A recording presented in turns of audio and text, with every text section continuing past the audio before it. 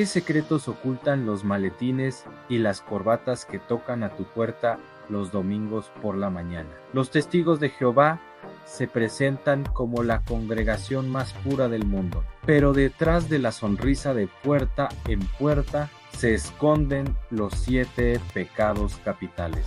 Hoy en POC y LGE vamos a desnudar a la organización que se vende como perfecta, pero que vive en la pereza, orgullo, codicia, ira, lujuria, gula y envidia.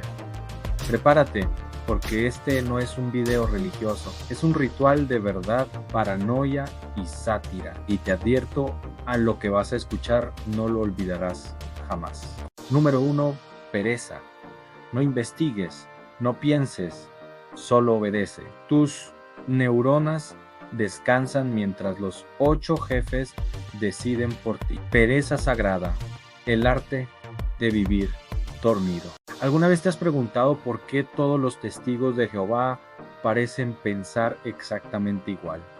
Es fascinante, ¿verdad? Como si hubiera una fotocopiadora gigante que imprime no solo las revistas, sino también las opiniones. Imagina esto, es domingo por la mañana y miles de personas en todo el mundo están leyendo exactamente el mismo párrafo de la misma revista, llegando a la misma conclusión.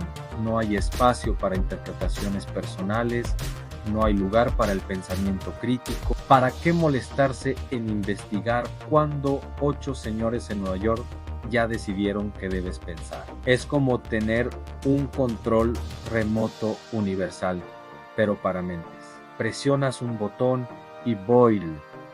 Todos asienten al unísono. ¿Suena cómodo? Tal vez.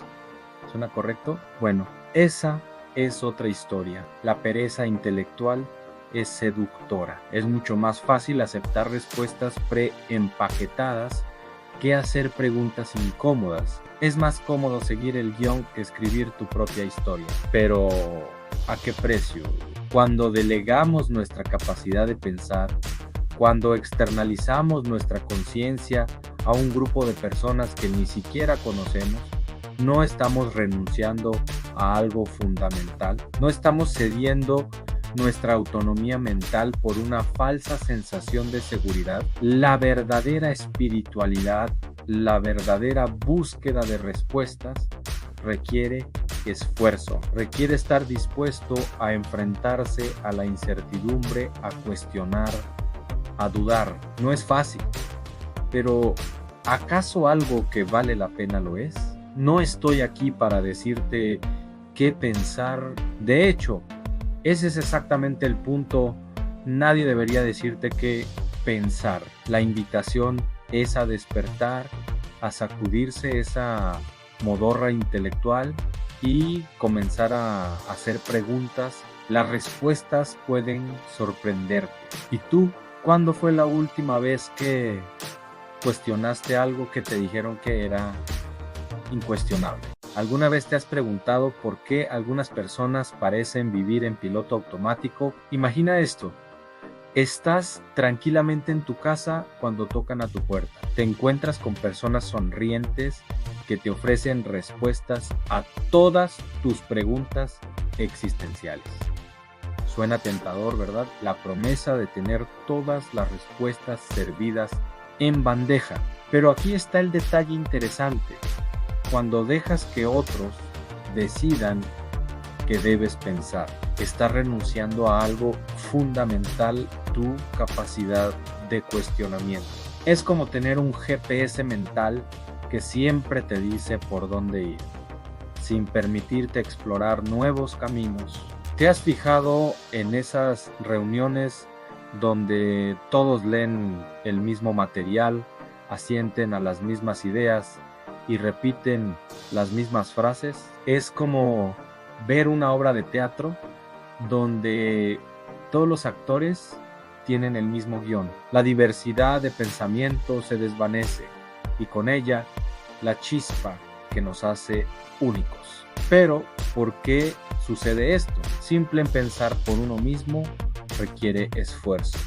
investigar, cuestionar, analizar, todo eso demanda energía. Es más fácil aceptar un paquete de creencias preempaquetado que hacer el trabajo de exploración personal. La verdadera libertad mental no está en tener todas las respuestas, sino en atreverse a hacer preguntas, en permitirse dudar, explorar y sí, incluso equivocarse, porque es en ese proceso donde realmente crecemos y desarrollamos nuestra propia perspectiva del mundo. No se trata de criticar a nadie, sino de reflexionar sobre la importancia de mantener viva nuestra curiosidad y pensamiento crítico. Cada uno de nosotros tiene la capacidad de pensar, analizar y llegar a sus propias conclusiones. ¿Alguna vez te has encontrado siguiendo ideas sin cuestionarlas? Tu experiencia podría ayudar a otros a despertar su pensamiento crítico. Imagina una sala llena de personas, todas leyendo exactamente la misma revista, con las mismas expresiones, asintiendo al mismo tiempo, como si fueran copias perfectas unas de otras. ¿Te suena familiar? Es curioso cómo a veces nos dejamos llevar por la inercia, ¿verdad? No estamos criticando ninguna creencia específica, sino reflexionando sobre cómo, en cualquier ámbito de la vida, podemos caer en la trampa de la pasividad. Es tan fácil dejarse mecer por la corriente, aceptar todo sin análisis, repetir lo que otros dicen sin procesarlo realmente. Pero ¿qué pasaría si levantáramos la mirada de esas páginas idénticas? Si nos atreviéramos a pensar por nosotros mismos. El mundo está lleno de colores, de matices, de perspectivas diferentes que enriquecen nuestra experiencia.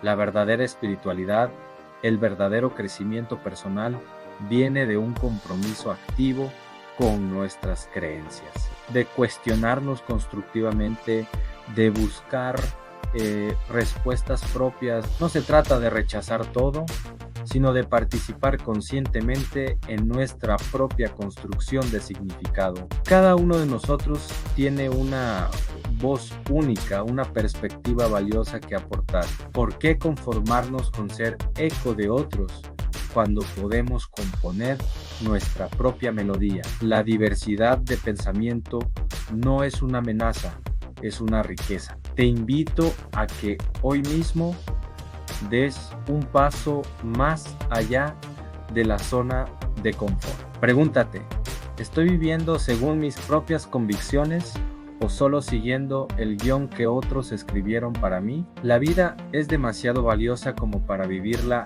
en modo automático. Mereces ser el protagonista de tu propia historia, no un extra en la película de alguien más. ¿En qué aspectos de tu vida sientes que podrías ser más activo y menos pasivo? Tu perspectiva puede ayudar a otros a despertar de su letargo.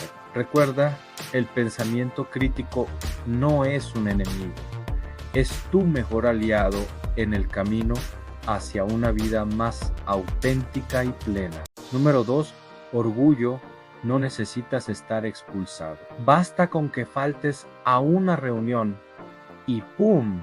Silencio eterno. Orgullo disfrazado de pureza espiritual. ¿Alguna vez te has preguntado qué se siente ser invisible para personas que alguna vez fueron como tu familia? Es una realidad que muchos ex estudiantes de los Testigos de Jehová enfrentan cada día. Imagina esto: durante años compartiste reuniones, celebraciones y momentos significativos con personas que considerabas más que amigos. Eran tu comunidad, tu apoyo, las personas con las que creciste espiritualmente. Pero un día, por diferentes razones, decides dejar de asistir a las reuniones y entonces sucede el silencio, las miradas esquivas, el vacío. Esas mismas personas que antes te abrazaban, ahora cruzan la calle para evitarte. Tus llamadas quedan sin respuesta.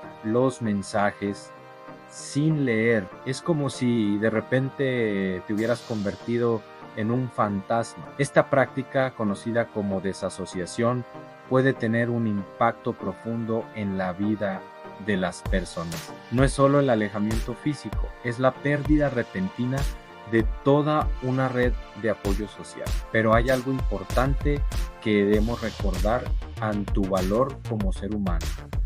No depende de la aceptación de un grupo específico. Tu dignidad es inherente y nadie puede quitártela. El orgullo no debería ser una barrera que nos impida tratarnos con humildad y respeto. Cada persona merece ser vista, escuchada y tratada con dignidad, independientemente de sus creencias o decisiones personales.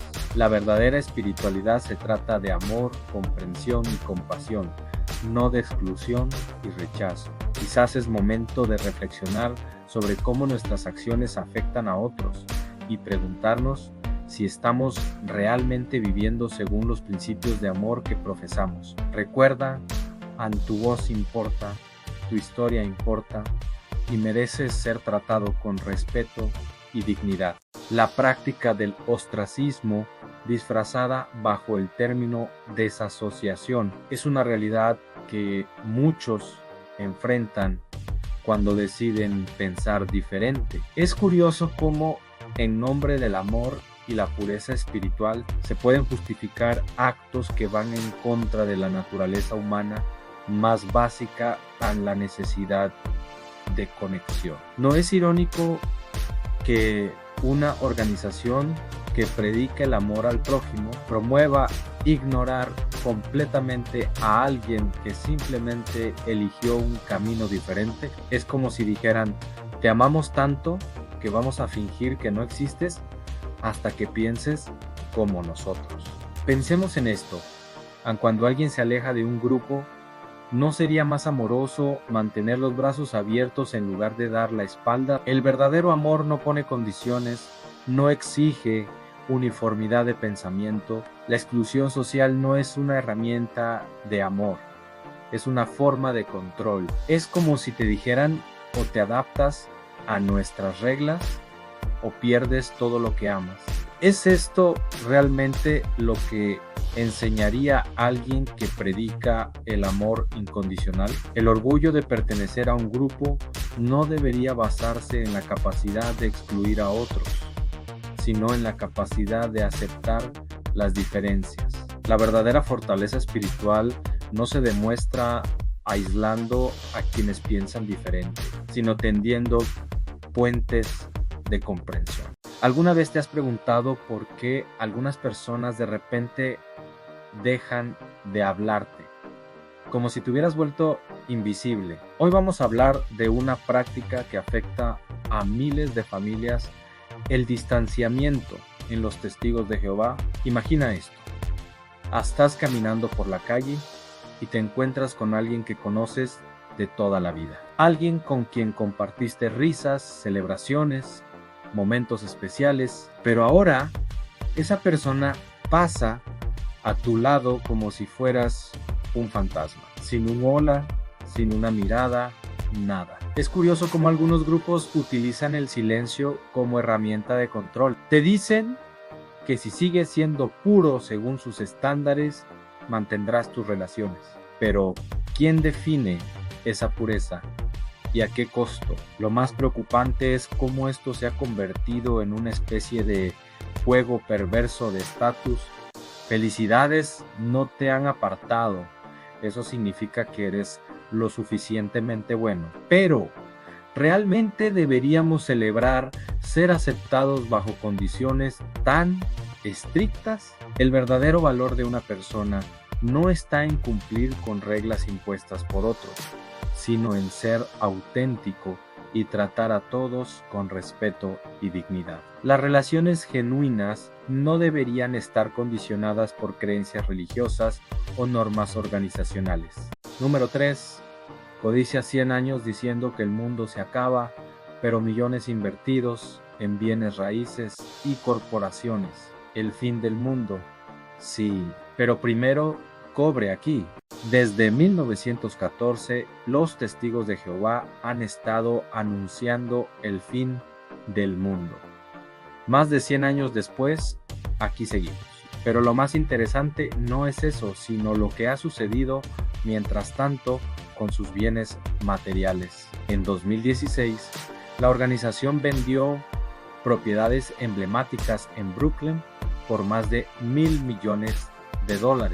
El edificio de 2530 Columbia Heights, el famoso edificio con el letrero Watchtower, se vendió por 340 millones. La propiedad en 85 Jay Street se vendió por 345 millones. Y la lista continúa mientras los miembros comunes donan su tiempo y recursos predicando de casa en casa. El llamado cuerpo gobernante, conformado por 8 hombres, administra este imperio inmobiliario desde sus lujosas instalaciones en Warwick, Nueva York. ¿Cómo justifican estas transacciones millonarias? Dicen que es para expandir la predicación mundial. Sin embargo, en una era digital, realmente se necesitan tantos recursos materiales para difundir un mensaje espiritual. La contradicción es evidente. Predican sobre el inminente fin del sistema mundial, mientras acumulan propiedades y realizan transacciones financieras dignas de cualquier corporación multinacional. Los miembros sinceros y trabajadores merecen transparencia sobre el destino de sus donaciones. Mientras ellos viven modestamente esperando el fin predicho, los recursos se concentran en manos de unos pocos líderes. No se trata de atacar creencias personales, sino de cuestionar la coherencia entre el mensaje predicado y las acciones de sus líderes.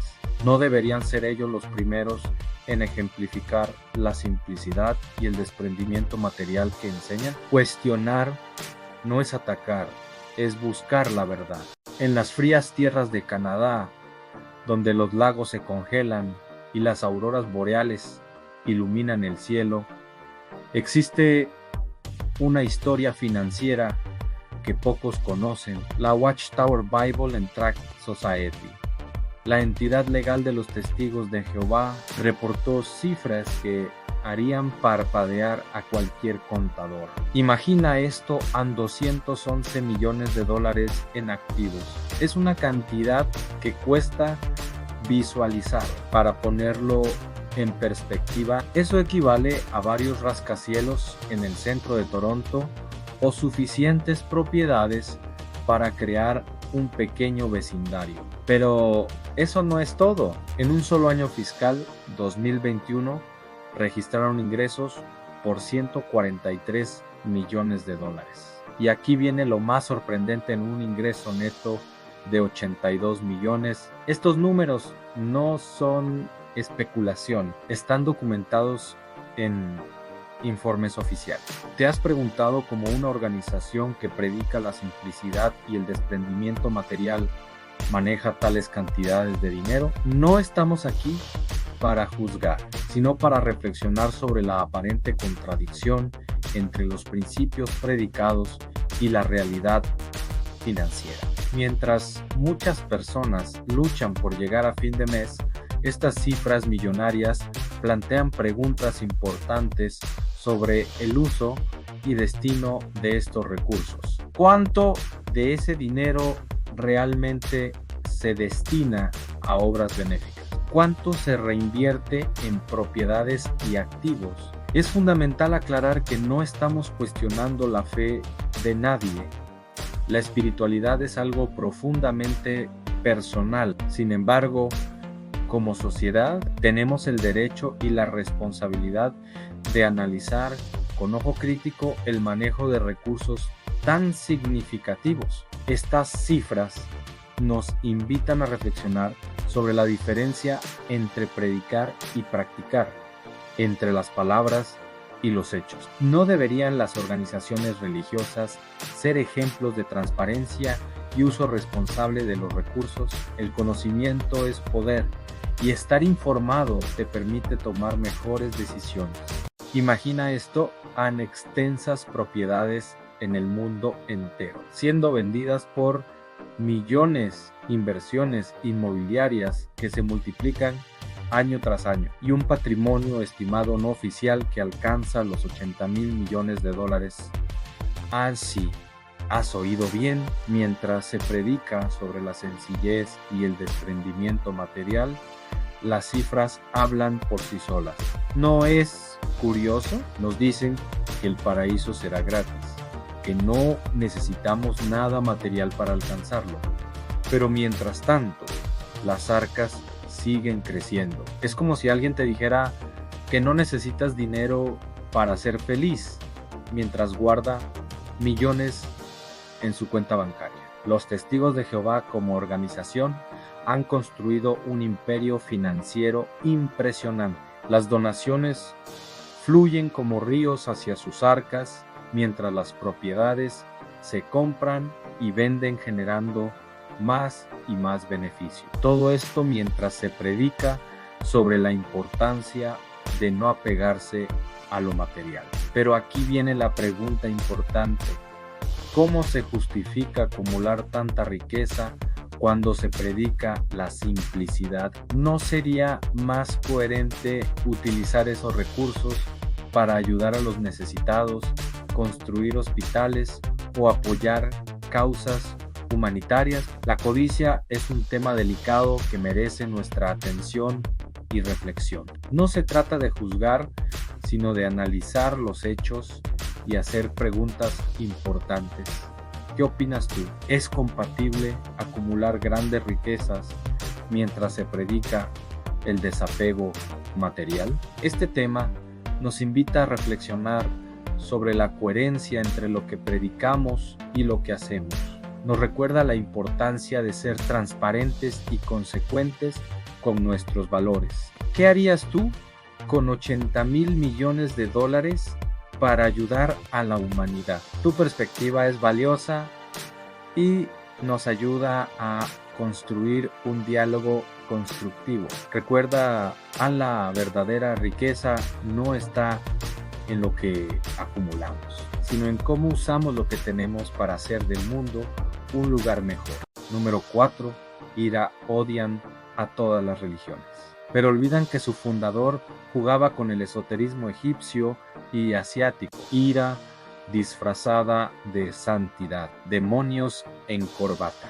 La ira disfrazada de hipocresía religiosa siempre ha sido un tema que genera controversia. Hoy hablaremos sobre una realidad que muchos prefieren ignorar: a la contradicción entre el rechazo a otras creencias y los orígenes esotéricos de ciertas doctrinas. ¿Te has preguntado por qué algunas organizaciones religiosas condenan tan duramente otras prácticas espirituales, cuando sus propios fundamentos tienen raíces en el misticismo antiguo? Es como criticar a alguien por usar una receta mientras tú mismo la tienes en tu libro de cocina. Charles Taze Russell, fundador de los Testigos de Jehová, mostraba un profundo interés por el simbolismo egipcio y las tradiciones místicas orientales. La pirámide de Giza aparece en varias de sus publicaciones tempranas, relacionándola con profecías y cálculos cronológicos. Incluso su lápida tiene forma de pirámide. Pero aquí viene lo interesante: y mientras se promovía este sincretismo en los inicios, posteriormente se desarrolló una postura de rechazo total hacia cualquier práctica considerada pagana. ¿No es esto una contradicción evidente? Esta dualidad nos lleva a reflexionar: ¿es justo condenar otras formas de espiritualidad cuando las propias raíces están entrelazadas con esas mismas tradiciones? Es como negar tu árbol genealógico mientras presumes de tu apellido. La historia nos enseña que la espiritualidad humana es un tejido complejo de influencias entrelazadas. Ninguna tradición religiosa existe en completo aislamiento. Todas han sido moldeadas por el intercambio cultural a lo largo de los siglos. Entonces, ¿por qué no promover el respeto mutuo en lugar del rechazo? La verdadera fortaleza de una fe no radica en menospreciar a otras, sino en la coherencia entre lo que se predica y lo que se practica. Número 5. Lujuria, abusos ocultos, comités secretos, preguntas enfermas. No llaman a la policía, llaman a sus demonios de Nueva York a lujuria, silenciada, víctimas olvidadas. La pureza es su disfraz favorito. Pero detrás del traje y la Biblia, los ancianos esconden un circo perverso. Cuando un joven comete pecado sexual, no lo llaman a confesar, lo llaman a un interrogatorio morboso, un comité cerrado. 3 ancianos con sonrisas torcidas y un solo objetivo han escarbar en los detalles más sucios, preguntas que no son guía espiritual, sino pornografía disfrazada de justicia divina. ¿Dónde tocaste? ¿Cómo fue? ¿Cuántas veces? ¿Con qué intensidad? No es disciplina. Es voyeurismo con corbata. El supuesto pastor se convierte en juez, verdugo y espectador enfermo. No buscan arrepentimiento, buscan recrear el acto con palabras. Hacen que la víctima lo reviva, que lo repita, que lo vomite frente a ellos. Ahí, en ese cuarto cerrado, la lujuria no está en el acusado, está en los ancianos psicópatas alimentándose de la vergüenza ajena. La sala del reino se convierte en cabina de interrogatorio erótica disfrazada de santidad y todo termina en lo mismo, en un fallo frío, una expulsión, pero el verdadero pecado no lo cometió el joven. Lo cometieron ellos, ancianos disfrazados de jueces, que con cada pregunta abren la puerta de su propio deseo. El quinto pecado capital se sienta en primera fila y lleva corbata. La lujuria en esta organización no siempre se ve en un acto físico, se esconde en el silencio, en la obsesión por proteger su imagen limpia más que a las víctimas. Cuando alguien denuncia un abuso, la primera llamada no es a la policía, es a la sucursal, es al Departamento Legal de Jehová Sociedad Anónima. El crimen se archiva como si fuera un mal pensamiento y no como lo que realmente es, un delito. La organización prefiere lavar la ropa sucia dentro de sus muros. Los ancianos se sientan en un comité secreto, toman notas, hacen preguntas torcidas y al final el abuso deja de ser un crimen para convertirse en un asunto espiritual. La justicia guardada en un archivo polvoriento, la víctima silenciada, marcada, culpabilizada, el agresor protegido por el muro de confidencialidad, porque no queremos manchar el nombre de Jehová. Es una perversión refinada a la lujuria. Ya no está solo en el acto, sino en el encubrimiento, el placer retorcido de sentirse por encima de la ley, de jugar a ser tribunal divino, mientras las autoridades legítimas ni se enteran. La organización convierte el dolor en trance, convierte un delito en pecado y convierte su encubrimiento en prudencia espiritual. La lujuria aquí es institucional, a lujuria de poder, lujuria de control, lujuria de impunidad. El pecado no es solo el abuso cometido, es la maquinaria que lo encubre. Cuando en cualquier parte del mundo alguien sufre un abuso, lo lógico, lo humano, lo justo, es llamar a la policía. Pero en el reino paralelo de los testigos de Jehová, la llamada no va al 911, va para el cuerpo gobernante, sí, pero aquí los podríamos llamar los 8 demonios de Nueva York. No porque tengan cuernos visibles, sino porque su función es demoníaca, apagar la voz de la víctima, enterrar la verdad bajo un acta secreta y maquillar el crimen como si fuera un problema de oración. La ironía es grotesca. Un niño abusado no necesita la Biblia abierta en Malaquías, necesita justicia, necesita un fiscal, necesita esposas para el agresor, pero no, la organización decide que el tribunal celestial de salón comunal de cada país es suficiente. Convocan a 3 ancianos, no a la policía. Y esos hombres, trajeados, con sonrisas que imitan piedad, hacen preguntas obscenas, disfrazadas de investigación espiritual. ¿Disfrutaste el abuso? ¿Lo provocaste con tu ropa? ¿Estabas colaborando con Satanás? Esa no es justicia, es tortura moral, es revictimización institucionalizada, es la lujuria de poder disfrazada de pureza religiosa. Y lo peor, mientras las autoridades siguen ciegas, el agresor se pasea en el salón como si nada, protegido, cubierto, hasta con privilegios renovados. Porque para la organización lo importante no es la víctima, es la reputación de esclavo fiel y prudente sociedad anónima. Y lo hacen con la convicción de que esa es la voluntad de Dios. La lujuria aquí no es solo carnal, es institucional. No se esconde en un rincón oscuro, sino detrás de un podio con micrófono y un amén al final. Y aunque en este espacio no citamos un caso específico, la crítica no nace del aire, viene de reportajes, juicios abiertos y testimonios que tiemblan en miles de gargantas. Cuando escuchas esas historias, parece un guión de terror, pero firmado con el membrete de la organización. Una organización que en lugar de proteger a los más vulnerables, prefiere encubrir, silenciar y blindar su imagen como si fuera más sagrada que la vida humana. Los documentos y reportajes muestran un patrón en denuncias enterradas en archivos secretos. Ancianos actuando como jueces de moral sin llamar a las autoridades.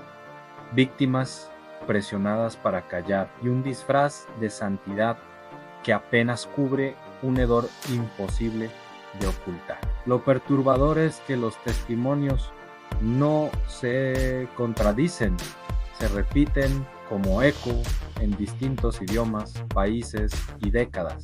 Un eco que grita que la lujuria de poder y la lujuria de control pesan más que la justicia, más que la dignidad, más que el dolor de un niño. Es una maquinaria de silencio, engrasada con miedo, un monstruo que sonríe desde el púlpito y al mismo tiempo escribe en secreto a no llamar a la policía, no hacer ruido, proteger el nombre de Jehová. No lo decimos nosotros, lo dicen los que sobrevivieron, lo investigaron y lo documentaron. El pecado de lujuria en esta historia no es un impulso humano, es el placer oscuro de una institución que cree estar por encima de la ley. Número 6. Gula o besos de literatura. Conferencias, revistas, asambleas comen papel, pero nunca prueban libertad. Gula de doctrina reciclada. La gula de los testigos de Jehová no es por placer, es por control. Se empachan de literatura que repite lo mismo con palabras distintas, como si una dieta basada solo en pan rancio pudiera sostener el alma. Todo lo ajeno está prohibido. Un libro externo es veneno, un pensamiento diferente es traición. Están llenos pero nunca satisfechos, llenos de atalayas, manuales, discursos enlatados, hartos de escuchar las mismas frases disfrazadas de nuevo entendimiento.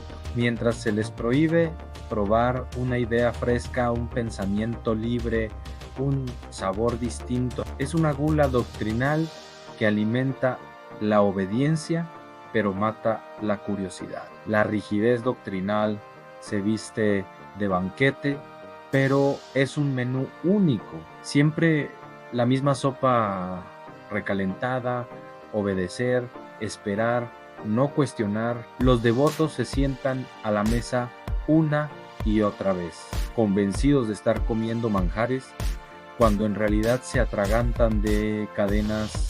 Y es que, aunque estén llenos de folletos, están hambrientos de libertad, hambre de pensar por sí mismos, hambre de elegir qué leer, hambre de saborear algo más allá de los muros de papel impuestos por la organización, pero ese hambre está prohibida. La gula de lo permitido es obligatoria y cualquier otro apetito es castigado. Al final, es un festín vacío ante toneladas de palabras sin vida, litros de tinta sin alma, un banquete donde todos comen, pero nadie vive. Y claro, en este buffet no se permite traer comida de fuera, todo lo demás es apostasía. Número 7. Envidia. No necesitan odiar a otras razas, se devoran entre ellos al latino contra latino, blanco contra blanco. La envidia es el idioma secreto de la hermandad. ¿Se han fijado que cuando alguien obtiene un nuevo cargo en la congregación dentro de los testigos de Jehová, de repente empiezan los murmullos? ¿Por qué él y no yo? Si yo llevo más tiempo, ya saben de qué hablo, ¿verdad? Lo fascinante es que esto no es un asunto de razas o culturas, es algo mucho más cercano, más íntimo. Es latino contra latino, asiático contra asiático, como una competencia silenciosa entre hermanos que supuestamente deberían amarse. Imaginen la escena en Hermano García. Acaba de ser nombrado anciano. El hermano Pérez, que lleva 20 años en la congregación, sonríe en la superficie, pero por dentro está hirviendo. ¿Cómo es posible si yo doy más horas de predicación? Es como una telenovela espiritual, pero sin los efectos dramáticos. La hermana Kim celebra su nuevo privilegio en la plataforma, mientras la hermana Park casualmente menciona que ella lleva más tiempo estudiando la Biblia. ¿No es curioso? En una organización que predica el amor fraternal, a veces nos comportamos como niños peleando por el último dulce en la tienda. Y lo más irónico es que todos fingimos que esto no existe. Pero seamos honestos, esta competitividad no es exclusiva de ningún grupo, es parte de nuestra naturaleza humana que necesitamos reconocer y trabajar en ella. La verdadera pregunta es, ¿cómo podemos mejorar? Quizás la solución está en recordar que cada uno tiene su propio camino y tiempo. En vez de compararnos, ¿por qué no celebrar los logros ajenos? Después de todo, ¿no es eso lo que predicamos? ¿Se han fijado cómo en algunos grupos siempre hay quienes se creen mejores que otros solo por venir de cierto lugar? Bueno, les cuento lo que pasó en una congregación donde la hermana Eugenia, que venía de la capital, no paraba de presumir su refinamiento citadino. Es que ustedes no entienden de etiqueta como nosotros, decía mientras acomodaba su bolso de marca. La pobre se creía la última Coca-Cola del desierto solo porque tomaba el té con el meñique levantado. Pero la cosa se puso mejor cuando llegó doña Carmen del Norte.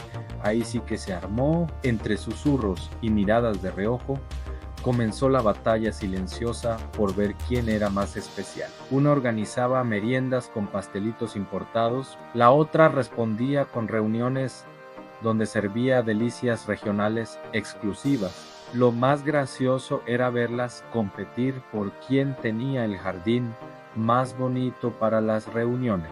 Eugenia plantó rosas exóticas, Carmen respondió con un huerto orgánico completo. Hasta las macetas parecían mirarse con recelo. La situación llegó al colmo cuando ambas se presentaron con el mismo vestido exclusivo a una asamblea. Sus caras al verse fueron un poema digno de enmarcarse. Desde ese día, curiosamente, empezaron a coordinar sus atuendos para no repetir, claro está, pero ¿saben qué? Al final, toda esta competencia terminó uniendo más a la congregación. Entre risas disimuladas y cabezas que negaban con diversión, todos aprendimos que estas diferencias que tanto nos preocupan son en realidad bastante cómicas. ¿Se han fijado en esas reuniones donde parece más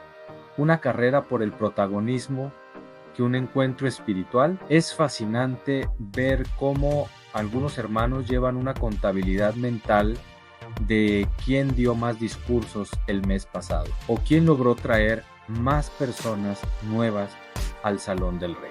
Imagínense esta escena, la hermana González presumiendo sus 70 horas de predicación, mientras mira de reojo a la hermana Pérez, que solo logró 50, y ni hablar de las presentaciones en la plataforma. Algunos parecen estar más pendientes de su actuación que del mensaje mismo. ¿Y qué me dicen de los congresos? Es como una competencia de quién organiza el mejor evento. Si el circuito tuvo 500 asistentes, el circuito B necesita tener 600 ansí. Alguien decoró con flores naturales. El siguiente querrá poner una fuente de agua. Lo más curioso es el tema de los ungidos. Hay congregaciones que parecen coleccionar ungidos como si fueran cromos. ¿Cuántos ungidos tienen en tu congregación? Nosotros tenemos 3, como si fuera un concurso de popularidad celestial. Es importante recordar que la espiritualidad no es una competencia.